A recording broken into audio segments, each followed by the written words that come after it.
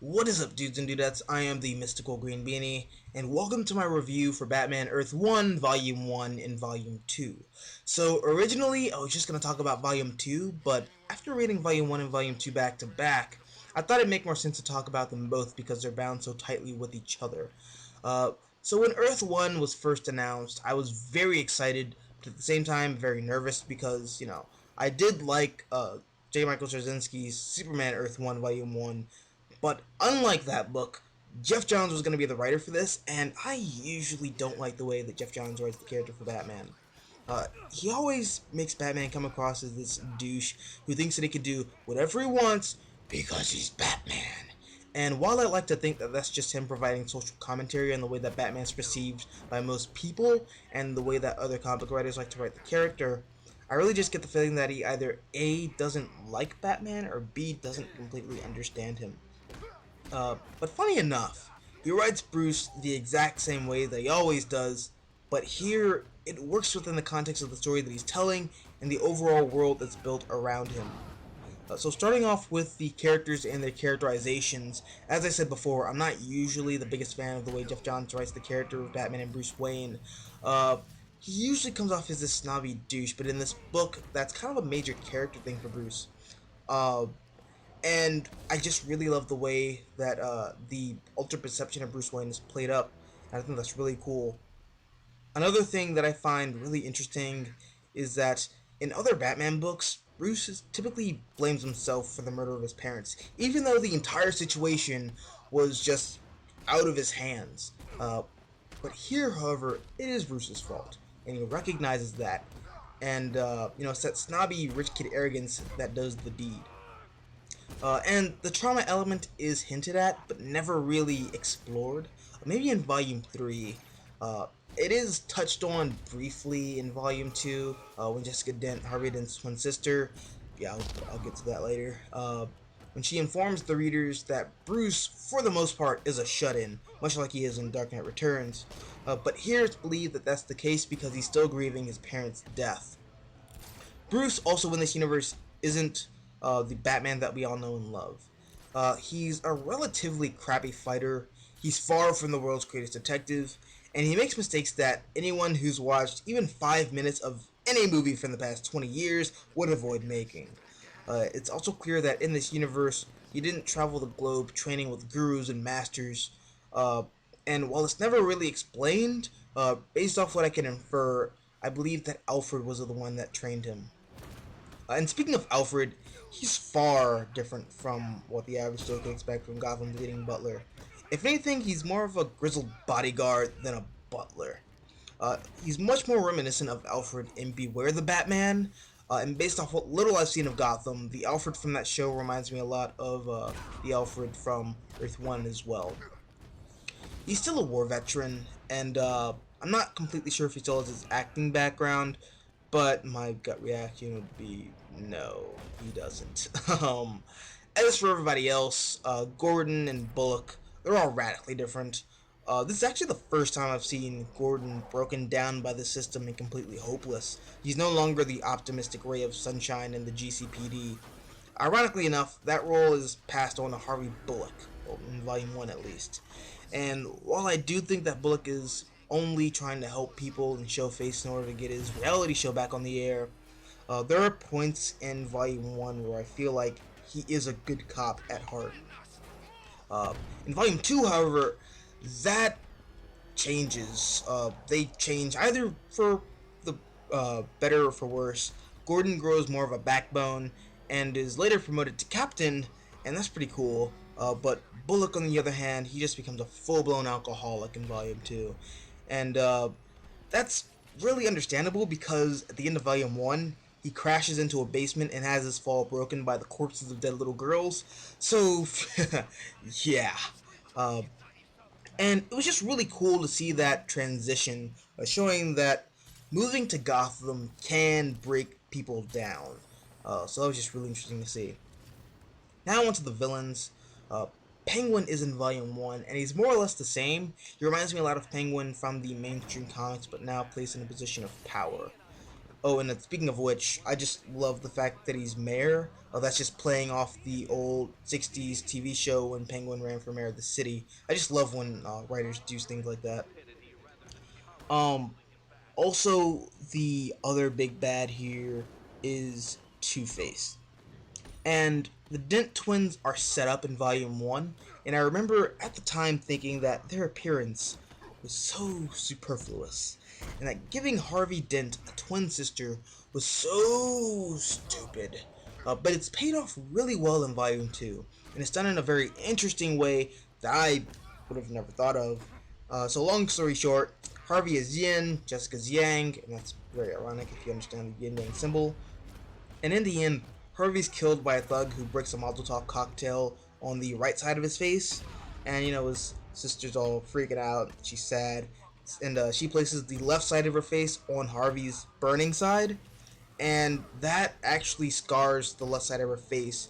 And she survives, but in the end, she's kind of developed this split personality, one being hers and the other being her douchebag brother's Harvey. And I just cannot wait to see if that's paid off in future books. That would be really awesome.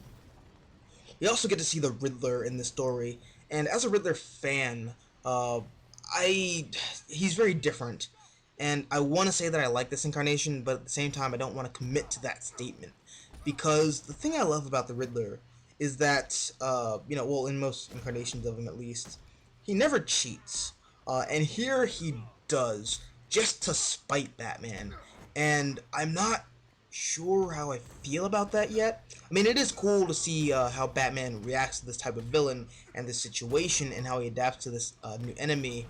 But yeah, it's just really weird seeing Riddler do something like that. Another famous villain from Batman's Rogues Gallery that makes an appearance is Killer Croc. And visually, I am so glad they went with that version of the character. Much like Killer Croc in Suicide Squad, he's not some giant lizard man with a tail and snout, but much rather just a really gross looking guy with ugly skin. And as for the character himself, he's radically different. He's not even a villain, really. He's just a guy who's down on his luck. And he and Batman do kind of become friends later on in the book. And my guess is that he'll become like this universe's Herald. If you don't know who Herald is, just Google Harold Allnut. He's a really old Batman character that died in Batman Hush, and that's a video in and of itself. But yeah, only time will tell, I suppose. Lastly, Catwoman is teased in the end of Volume 1, and, oh, not Volume 1, Volume 2. But, um, yeah, I really like this character. Even though she's only been in like 3 pages, I, just based off what little I've seen of her, I really get the feeling that I'll like this character. Um, she's a thief, but at the same time, she does take the time to nurse Batman to health while she's breaking into this other dude's apartment and stealing all his shit. I just think that's really interesting how she does that, and I just really can't wait to see, that relationship, or if they do have a relationship later on in this series. That would just be really cool. Next thing I want to talk about is the writing. And as I said earlier, it would be very difficult to talk about Volume 2 and not bring up Volume 1 a lot, and vice versa. And as I mentioned earlier, Bruce Wayne got his parents killed. But the thing I find more interesting in that creative choice is that, as we see in the book, Thomas Wayne was running for mayor. And it's hinted at that he would have won, and if he did, Gotham would have been, a much better place and not the shithole that it is. But due to Bruce's bratty behavior, he not only killed his parents, but he killed all hope for the city. And that's one of the reasons why I feel Bruce takes up the mantle of Batman. It's not only to atone for the death of his parents, but it's also to atone for the death of Gotham City itself. Another major thematic thing that I really latched onto was Gotham's sanity. It's a question that's usually asked by comic writers and comic readers alike. Did Batman create Gotham, or did Gotham create Batman? And based on what this universe has told us, it seems to be that they're going with the latter. And that's very cool because, it's just a nice little breakaway from the usual mythology and lore, whereas Batman's always being blamed for being the one who took things a little too far and escalated the situation. But here, Gotham seems to have been crazy all along. So yeah, that's just Really cool. Also, another huge element that I find fascinating about the story is that in this universe, while all these characters have these major changes, a lot of the core elements remain the same. And particularly, I'm talking about Bruce Wayne here. One of the things I love about the character is that he always brings misery to those around him. And that's no different here, except uh, here he's been doing that even before he became Batman. The death of his parents is a start, and it doesn't change. That's a really cool thing. Even after he changes his ways and becomes the Dark Knight, he continues to hurt people around him inadvertently. It's kind of sad, really. Like such as the Dents, they wouldn't even be in that situation if Bruce hadn't become Batman in the first place. So it's just like when he's a dick, he hurts people around him. When he's a good guy, people still get hurt with him around him. So I'm glad to see that that's being played up in this new universe. It's just really cool. Also, another cool thing I loved about these books is just a default that comes with Jeff Johns being the writer, and that's its self-awareness. He does this a lot if you've read his other books like Flash and Superman and Aquaman, and it's just this self-awareness, and I just love it so much. One of my favorite lines in this series so far is when Batman hands Detective Gordon a communication device and he calls it the Bat Signal. And after he leaves, Gordon just looks at it and he sighs and says, Christ, he actually put a bat on it. And I just think that's hilarious because we don't really think about it all that much, but Batman does put bats on literally everything that he owns. And it's really preposterous when you stop to think about it. There's also a line in Volume 1 when Batman storms into Penguin's estate, and when Penguin asks who he is, he replies as he usually does and says, Vengeance!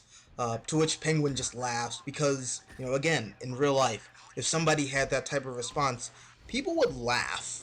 And I just think that that's the brilliance of Jeff Johns' writing. As for the art, what can I really say besides it's Gary Frank and it's fucking beautiful?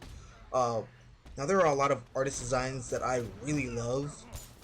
As I said earlier, Killer Croc is just amazing. That's the definitive look for the character, and I'm glad that Gary Frank went back to that.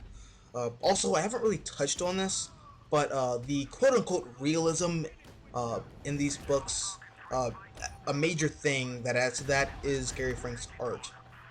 And you can really see that with the Batsuit. It's weird because when I first saw the Batsuit for Earth 1, I thought it was like a weird little redesign, but actually they're not all that different. The only thing is that the Batsuit looks a little goofy and out of place in this really dingy and realistic world. Um, Now, I do seem to be really high off these books, but there are some things that I'm really on the fence about. For example, the Jessica Dent Two-Face thing. That's really interesting. But if it's not handled properly, that could end up being a shitstorm of a missed opportunity. And that whole thing about Bruce being in Arkham, that is a neat idea. But I don't want it to be a dangling plot thread that doesn't go anywhere. It is a huge part of the character in Volume 1, and it's mentioned in Volume 2, but I really want something more to be done with that, because if it isn't, I'll be kind of pissed. And one last thing I wanted to mention before wrapping this video up, can we just commend Jeff Johns and Gary Frank for the amazing amount of restraint that they have for not doing the Joker yet. Like, we're 2 volumes in, and I'm sure that any writer who was doing like Earth 1 or something like that, they would have done Joker just like either in Volume 1 or Volume 2, or they would have had him like as the overarching villain of their series. So yeah, just kudos to them for the amount of restraint that they're showing. So in closing, these books are great. It's a very interesting new take on Batman, and dare I say it, it does a better job of grounding Batman in reality while still sticking to true to who the character is, better than the Nolan films did. I know I'm gonna get a lot of shit for that, but yeah, whatever. Bring it. So that's it, guys. I am the Mystical Green Beanie. And as always, until next time, adios, nachos.